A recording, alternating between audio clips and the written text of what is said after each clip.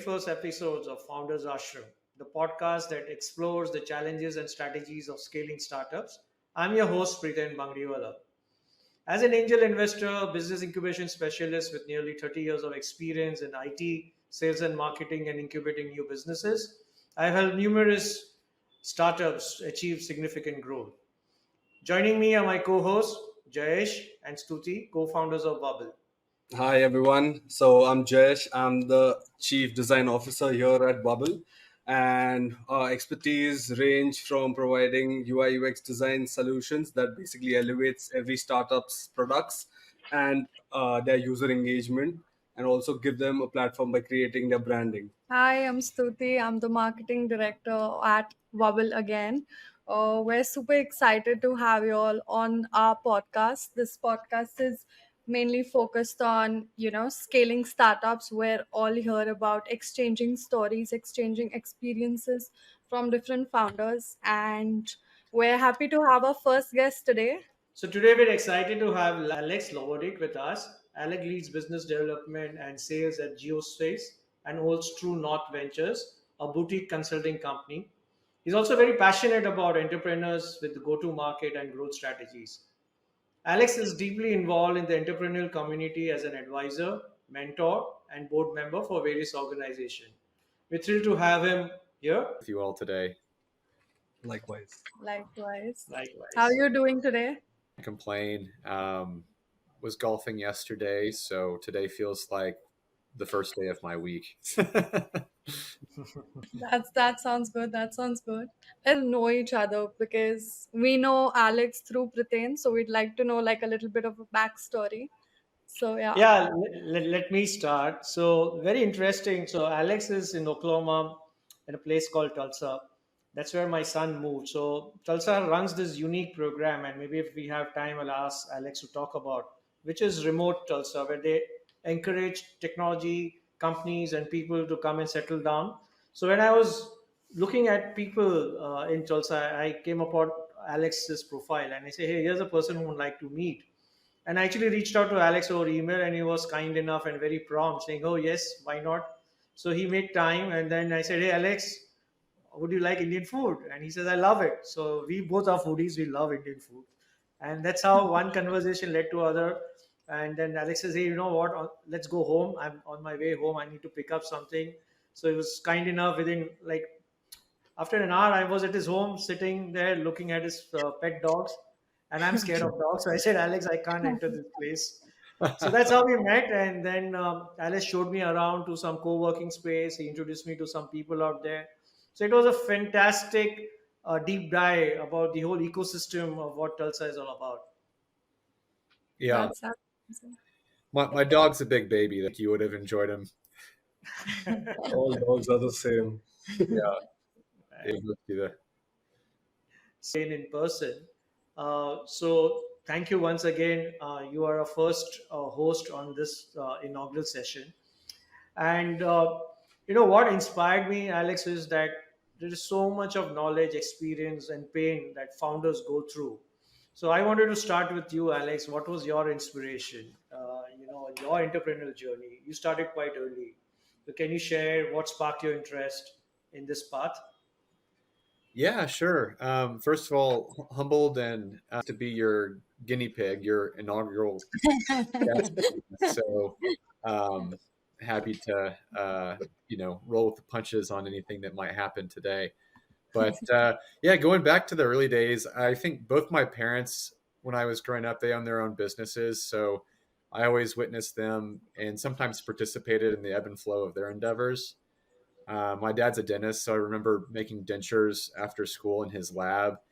And, sometimes on the weekends, we'd destroy his old medical charts. And with my mom, she's an interior designer here in town. She's worked with some really cool clients. And I remember like visiting some of them over the summer whenever I was out of school. So for me, it seemed normal, and it probably helped make entrepreneurship a bit more approachable to me.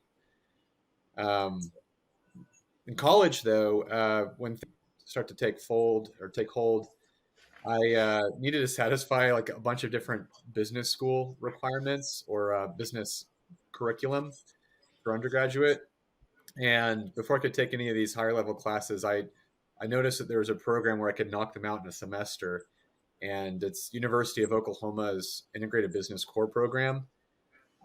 It's a pretty cool deal where you start a company, you pitch for investment, and then you go out and you actually sell product, and at the end of it, you donate it to charity. So I jumped in to that, and I thought it was pretty neat too because it allowed me to have Tuesdays and Thursdays off, which every college kid loves, having like an extra couple days to themselves during the Yeah. week. So I used those days for fun, but also take up some part time work. And then our class, our cohort was the Ivy Kit Company, and we designed that product, borrowed money from a bank, and sold about $45,000 worth of collegiate licensed stadium blankets that fall. So it was just a cool experience in a low risk environment. Wow. That Wow. sounds extremely It's, interesting. and especially in the startup world, it's very difficult. So, advice be for people who really go through those emotional ups and downs, in that path of entrepreneurship. Yeah. Obviously, when you're starting a company, you'll face incumbents that are much more heavily resourced than you are, and they'll be much more equipped to have better brand awareness as well. I kind of think of it as like a David and Goliath type situation where it becomes critical to compete in areas where you have an advantage, like for instance, but for me, some of the startups that I've participated with and still am involved with, customer service is one way that I think you can differentiate yourself from the Goliaths of the world. If you can wow those prospects with experiences that they don't get from the competition, then you'll have an advantage there. So simple things like following through on promises, listening to them, and implementing updates to your product that's based on their feedback, that will really go a long way. Any tough customer, any example you want to share, which sort of could be sort of an example or reference you did or went the extra mile when it comes to customer service. Yeah. So like whether it's customer service or brand awareness, some of the things that we would do, and I would encourage others to test out, is to go where your customers hang out, build relationships with them. For us, offering free trials helps de-risk those from the competition to our software. And what that might look like for specific examples is like sponsoring an association or a trade that is aligned with your business and your customers. So, or going for like speaking opportunities and attending networking events. Those have been pretty helpful for us in the past. Um, for additional reading, I think one of the books that I've really found that is helping me out quite a bit is the book Traction by Gabriel Weinberg and Justin Mares. It's got a lot of great tactical approaches for early growth. Oh, okay. So that's something I'll add in my Kindle. Switching gears, Alex, and we did briefly talk when we met. Mentoring startups, right? That's something which I see is a lot happening in India. Also, there's a lot happening in US also. But what has been your personal experience? And did you get a good mentor in your journey? And would you still look out for a mentor today? Yeah, I credit all my mentors that I was kind of, I don't know, growing up with, or growing up as an entrepreneur with. I credit all of them for helping me navigate through my career, and believe that surrounding yourself with motivated individuals is a requisite for however you might define success. I think these communities provide support, inspiration, and education, all of which benefit an entrepreneur on their journey. Any advice a mentor gave you, or any pivotal moments? And there are too many resources available as of now, like even with mentorship. So if I'm suppose, like, just starting out and I want to look out for a right mentor, because that is also extremely important, where everyone's just trying to sell a course. So how would you, like, how should I go through this, like how should I pave the way to the right mentor? Yeah. So in that case, if you're trying to find not just professional but personal, If you can find those involved or are exiting the space, retiring from an industry that you guys both share, I think they'll be pretty apt to share advice with you. And in Oklahoma, and I think it might be a larger, more national thing in the US, there's this thing called SCORE. And it's a lot of retired executives that have all this knowledge that they've accumulated over their decades in their industries, and they meet with people oftentimes for free with some entrepreneurs in certain parts of the states. So there might be solutions like that for you to explore. But yeah, I would definitely like reach out, find people that have been there and done that, and I think that they can help cut through a lot of the noise. Excellent. That's good advice. Yeah. For budding entrepreneurs, people who are just starting their journey? Oh, there's tons of great advice out there. Well, but if we want to focus on like maybe some specifics that I find myself continually revisiting, I think to me it boils down to finding balance, reading voraciously, but not forgetting to act on what you're learning. Because I think, learning and talking about things is fun, but doing them and taking actions even more exciting. Yeah. I see a lot of people like with good ideas that are just waiting on the sideline that need to just dive in. Opportunities, they've got a shelf life, so don't wait too long. Right. True. And how do you act on these? But we read multiple books. So do you keep a journal? How do you have your black book or a cheat book where you say, hey, this is something which I need to follow? Yeah, I am a avid journaler. I as much as I like writing things down on pen and paper, I feel like that's very helpful. Like I've tried to at least train myself to use Microsoft OneNote because I can link other notes. I can add hyperlinks. I'll have like mentor sessions where I'll take notes in there for that and stuff that I can revisit. And then I'd say at least twice a year, I'm trying to do it more quarterly or monthly. I try to revisit my previous journalings and kind of put together a hit list of what I've done and what I've left undone. But it's also a nice way to crystallize some of those thoughts and learnings. Excellent. So Alex, how does Alex what does he do? What is his secret mantra? Yeah, I'm a golfer. It's getting out there and hitting some balls, getting outside and hiking. We went and we did a little family hike this weekend. So I threw my daughter on my back, and my son was able to actually walk himself, which made things a little bit easier. But yeah, it was fun. It was fun outdoors anytime. So one of the thing I always, a lot of entrepreneurs get emotionally attached to the product. While the world has moved very fast, right? Competition has come up or a different usage, and especially if it's your first product company where you put in your life savings, it's very difficult to get emotionally detached from it. Yeah. I think detached from product is so often people get so focused on solving or about creating a solution rather than just solving a problem. And I think the good entrepreneurs out there, they keep focusing on the problem, not necessarily attaching themselves to the solution, because the problem might change or evolve. And as long as you're solving pain points rather than just building shiny things, I think that you'll succeed. Okay, wonderful. Sudhi, should we take a minute break for Alex to just catch up? On, and I'm sure your parents were quite inspiring in your entrepreneurial journey. So would you like to share like the impact of that on Yeah, your happy work? to. When I was a kid, I probably wasn't too aware of what, but since you bring it up in hindsight, it might have shaped my understanding of work-life balance to be less of a balance and more of like a symbiotic relationship. There are times of, heavier work and times of heavier play.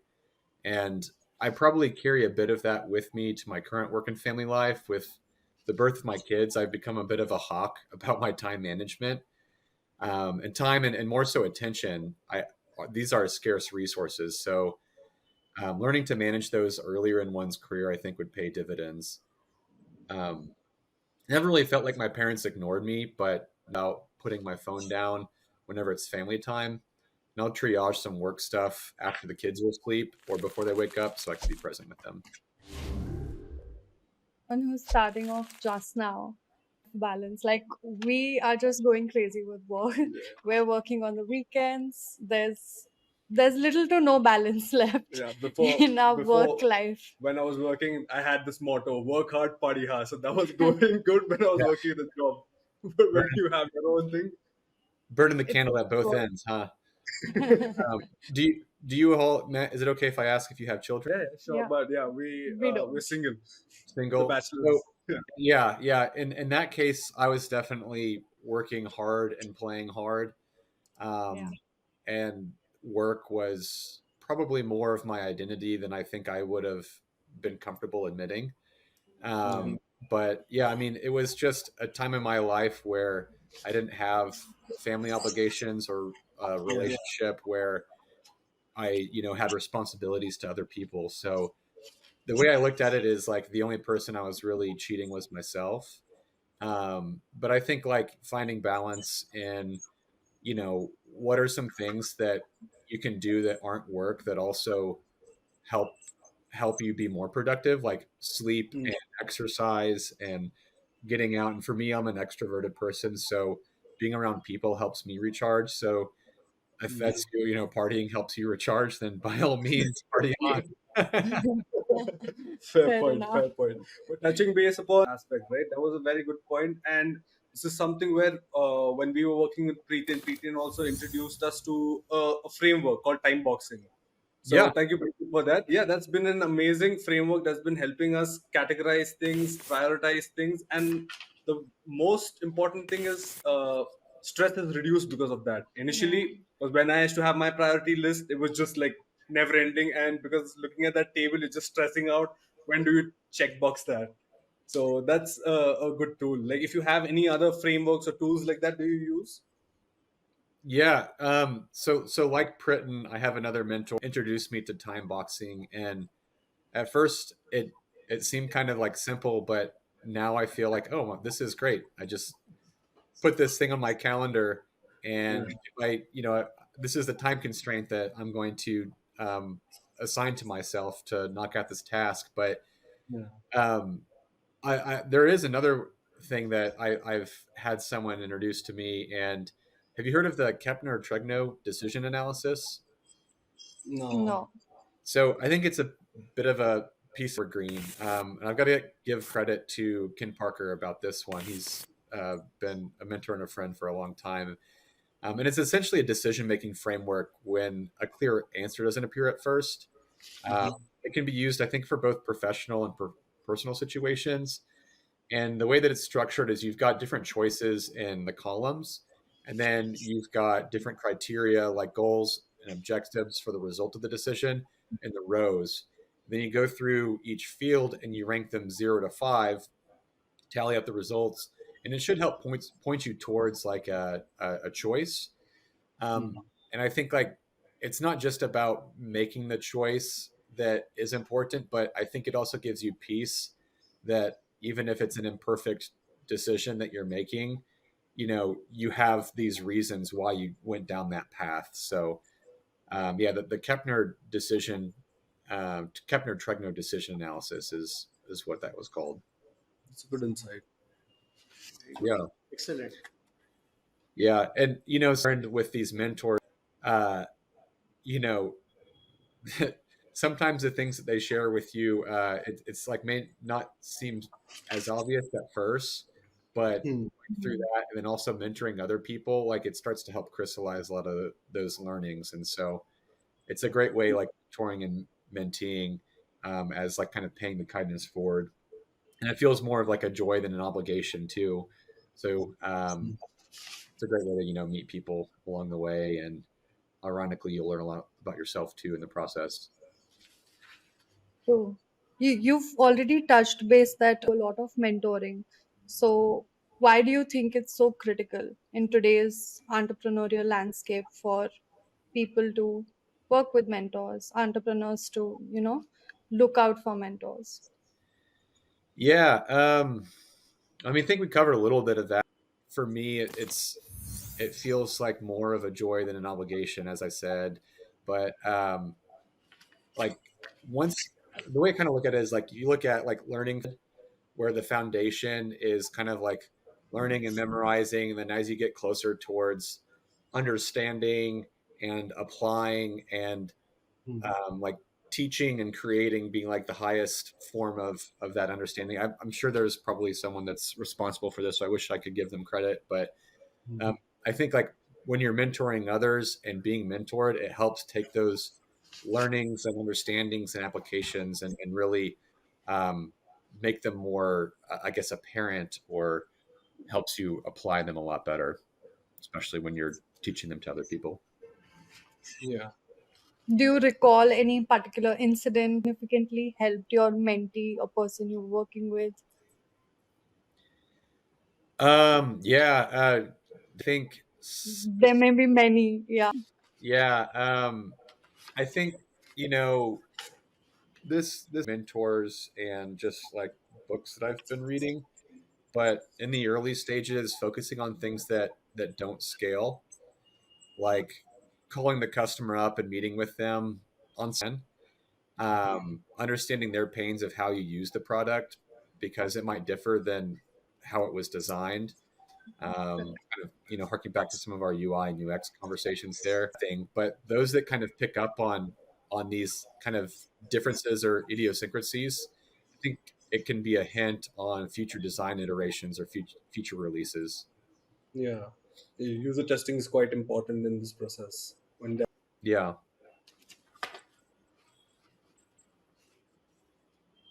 Consistent customer satisfaction, as you mentioned earlier, that customer satisfaction and brand awareness would be key points to focus on. So, are there any strategies you employed? Yeah, yeah. So we got to talk a little bit about some of the satisfaction stuff, but brand recognition and brand awareness was a good point there. Um, we definitely had our challenges with the incumbents and brand recognition at first. One of the things that we had to our advantage, though, is that we were able to focus much more attention on talking with the customer and being responsive. That gave us like an edge whenever we were competing, and knowing that our competition could, knowing your competition well also helps. So being able to say something to the tune like, we are like blank in this way, but unlike blank, we do this differently. That really helped us. And without having the brand recognition, it allowed customers to kind of say, okay, so they're similar to this company, but this is how they're different from this company. So it's kind of like, for some startups that they might say, like, we're like Uber for blank, or, we're like, another thing for blank. And it's just a great way to kind of bring a little bit more brand recognition by doing a little bit of association. And I think for strategies, it's just going back to offering a free trial. That really eased a lot of our prospects' concerns and allowed them to compare products in tandem, which helps. And so, let the best product win, right? Yeah. True. But not always best products win. No, no. I mean, sometimes people are going to pick products over others because of the customer experience. Uh, that's a good insight.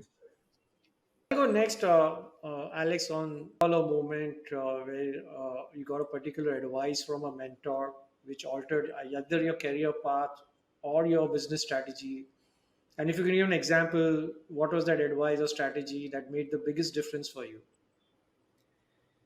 Yeah, I mean, I definitely have my mentors to major changes I've taken in my career path. It's certainly important to make your own decisions and think about them independently. But if you can think of yourself as the CEO of your own life, you're definitely going to want a group of advisors that are providing different perspectives on life's toughest decisions. So, finding a mentor that will tell you things that you don't want to hear is often the medicine that we don't realize that we need. And swallowing that pill isn't always comfortable, but it'll save you from a lot of proverbial issues in the future. So I think finding mentors that you identify with both on a personal and professional level is great. I think the more you identify with them on a personal level, like the more that you'll have to talk about, and the less I think that'll seem like work to them. Um, and just the more fun that you'll have together. Excellent. Thank you. So, what are some of the books that to suggest budding entrepreneurs, including nowadays a lot of people spend time on blogs? And how does one balance between learning and acting? Any methods you like to suggest? Yeah, yeah, that's a good one.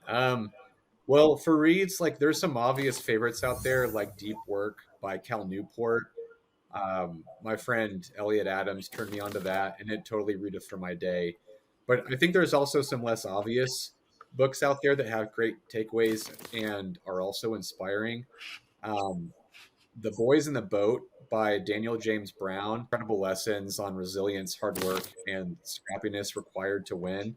It's about the uh, the Olympics and a rowing team from the northwestern part of the United States that are competing against the Germans, and this is like during a time where like there's a lot of tensions between the U.S. and Germany, and it talks about how this team was just pretty scrappy and like not necessarily. It's kind of like similar to like the Rocky Balboa story, and he's fighting the Russian who's got all these other resources to by all means should win. But I think it's really relevant to me because I used to be on a couple of rowing teams myself.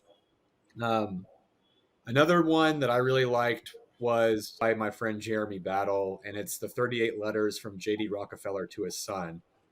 And it's got all of these different letters that are mostly business advice.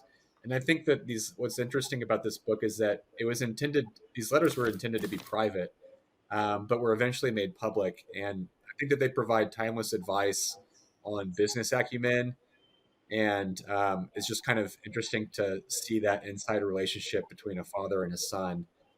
And a couple other ones that I think I recently sent to some people that I think are good reads, especially for budding entrepreneurs. Well, anyways, so I think that learning to sell is important, and for anyone, especially founders. And that's why I've really enjoyed To Sell as Human by Daniel Pink.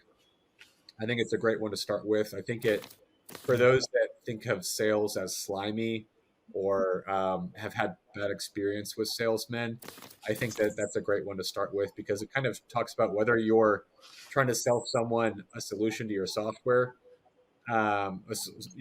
solution, or you're a parent trying to sell of eating vegetables, or a doctor trying to sell trust on why you should listen to me to make these decisions for your health. It's everyone is like selling something at the end of the day, so that's a good one.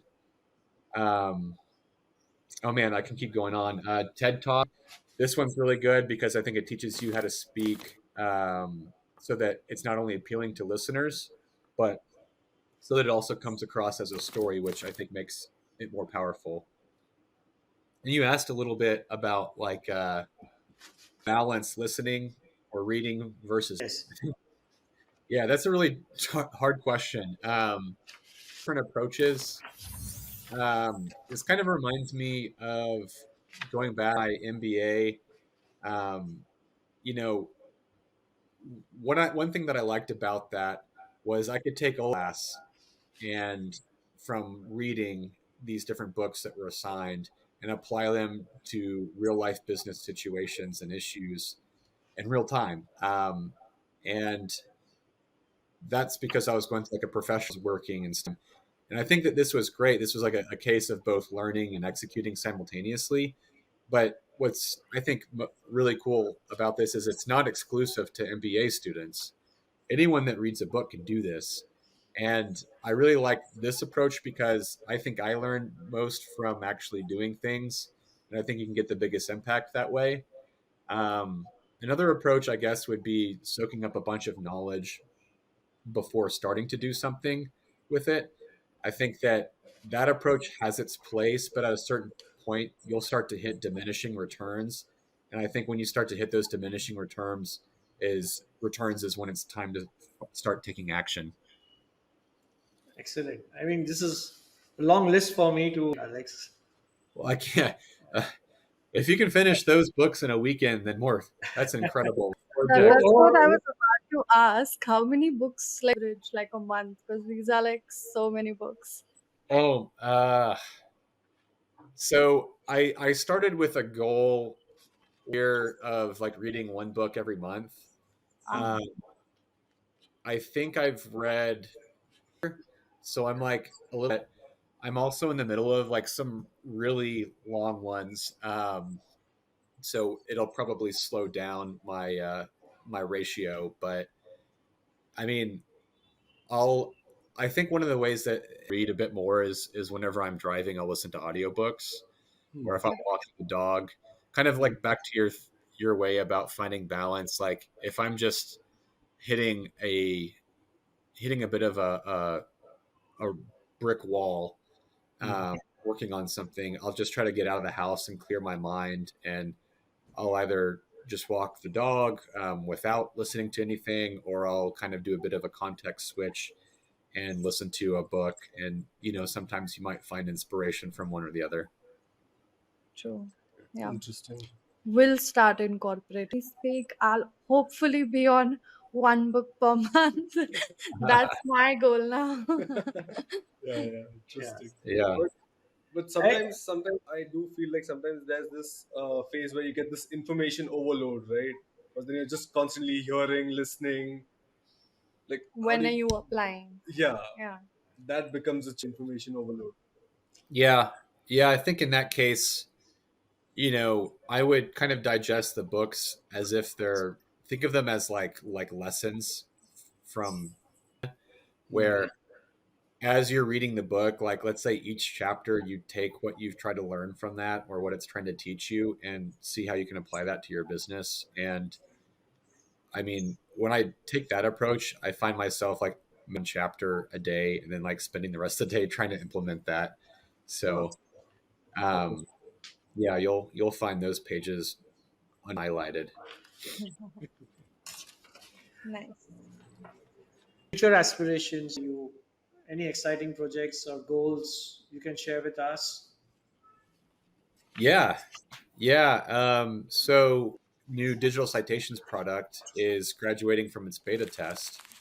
That's something I'm really excited about. We've got to show it to a few law enforcement individuals and court clerks. It's incredibly fast, and it's already helping a lot of law enforcement agencies spend less time on the side of the road, which keeps them safer. Um, the court clerks, they love it too because it's reducing their time expectations, which doesn't really add any value to their day. So last thing people want to do is push paperwork, and so we've made a lot of automations and made a lot of um, design, I'd say, that reduces the time spent on administrative stuff for that. Also, I'm really excited that CoreScribe is building a lot of momentum with our product team and customers. Uh, with CoreScribe, we help convert audio into custom insights so professionals can focus on their relationships and producing revenue instead. Um, and we'll take over, doing tasks like notes, emails, and summaries. So we've built a library of templates that help healthcare providers and salespeople and more. So that's another thing that I'm excited about because we believe taking notes that's important, but what you do with them afterward that counts. Interesting. So what are like the main scaling or regarding the technology adoption amongst your users? Yeah, so for prospects that are already using our, getting them to swap will be a fun challenge. But this isn't my first rodeo with that. And for those that don't already use a solution, training users to make a behavioral change that's always a challenge. The good news is that I believe that the pain points that we are solving are big enough to affect the needed change or needed willingness to change. Interesting. That sounds So, good. How do you sort of take up failure? I'm sure in this long journey of entrepreneurship, you may have some ups and downs in your journey. So, yeah, your Yeah. thoughts. Yeah. In entrepreneurship, failure, but there's a lot that can be learned from it. And I think avoiding repeating the same mistakes and trying to reframe your mind about failure to expect it in certain situations is helpful. I think that accepting it whenever, I think accepting it like that it can and likely will happen is a bit freeing. An example on that is when you're trying to close a sales deal, accept that a percentage of people are going to say no, but also have the resilience or fortitude that statistically a yes is around the corner eventually. It's the mindset also, like you're going with so much hope, and be it a deal, be it a sale, it's the mindset that you've sort of to shift, so do you have any inputs on that, like how do you change your mindset? Yeah, how to reframe one's mindset. That kind of reminds me of a weekend long that I participated in years ago, and it was fun. It was like a startup weekend, and we came up with a prototype VR app that eased the anxieties of public speaking. And we used some of the benefits that came with placing second in that competition to try and give the business some legs. But over that winter break, we tried to organize the team and assign responsibilities, but our competition ended up filling in the gaps that we planned to, and we ended up closing our doors. So that was definitely a valuable lesson in both having the right team, but also not getting caught up in administrative stuff so much that you forget to focus on the product and on customer acquisition. I think if you look at it at the end of the day, like your time should be focused on both product and customer acquisition by and large. And so while that business failed, it was kind of bittersweet to see that our idea was actually implemented by one of our competitors and validated in the market.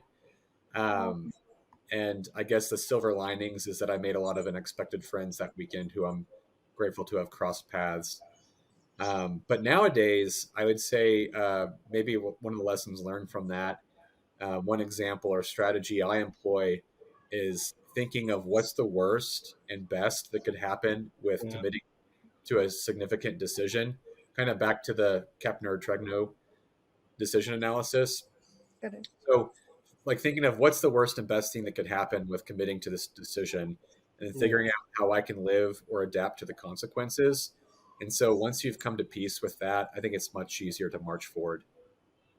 True. I was just about to ask the same. Like, sometimes when you have entrepreneurial spirit where you just want to push through all the barriers, go through all the failures, but understanding when to quit or when to exit, like the first company you had, right? Like understanding when to exit and move on to a next venture or a new problem that you want to solve.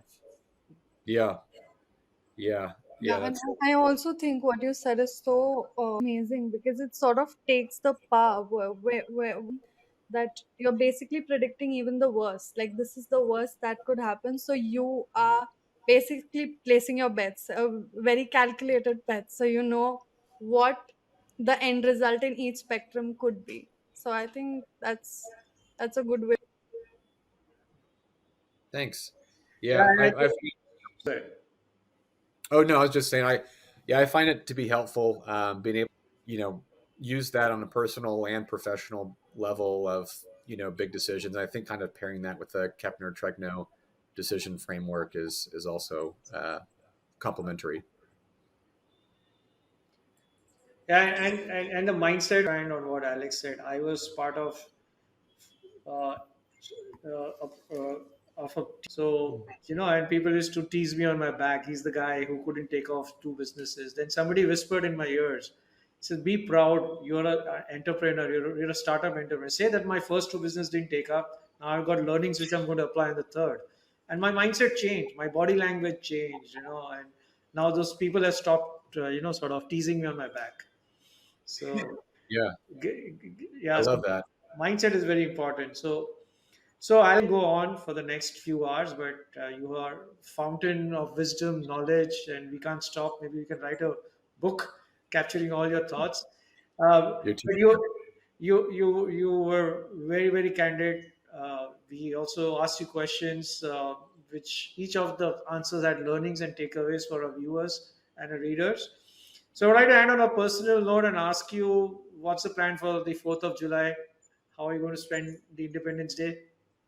Yeah. So my wife is on call at the hospital that week. So I'll probably be taking the kids over to my parents' house, eating some barbecue, and trying not to pull our hair out.